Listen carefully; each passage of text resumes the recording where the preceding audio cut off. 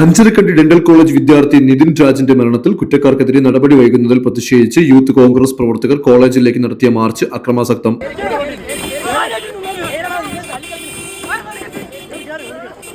പ്രതിഷേധങ്ങളെ ബൗൺസർമാരെ ഉപയോഗിച്ച് അടിച്ചമർത്താൻ ശ്രമിക്കുന്ന നടപടികൾ അംഗീകരിക്കാനാവില്ലെന്നും കുറ്റക്കാരായ അധ്യാപകരെ അറസ്റ്റ് ചെയ്യുന്നതുവരെ യൂത്ത് കോൺഗ്രസ് സമരം അവസാനിപ്പിക്കില്ലെന്ന് യൂത്ത് കോൺഗ്രസ് മുന്നറിയിപ്പ് നൽകി. ആശുപത്രിക്ക് മുന്നിൽ നടന്ന സമരം സംസ്ഥാന സെക്രട്ടറി റോബർട്ട് വെള്ളാംവള്ളി ഉദ്ഘാടനം ചെയ്തു. ജില്ലാ പ്രസിഡന്റ് വിജിൻ മോഹനൻ അധ്യക്ഷത വഹിച്ചു. ഇതിനിടെ മാർച്ചിൽ നേരിടാൻ പോലീസ് സ്ഥാപിച്ച ബാരിക്കേഡ് പ്രവർത്തകർ മറിച്ചിട്ടു. പോലീസ് വലയം ഭേദിച്ച് പ്രവർത്തകർ ക്യാമ്പസിലേക്ക് ഇരച്ചു കയറി.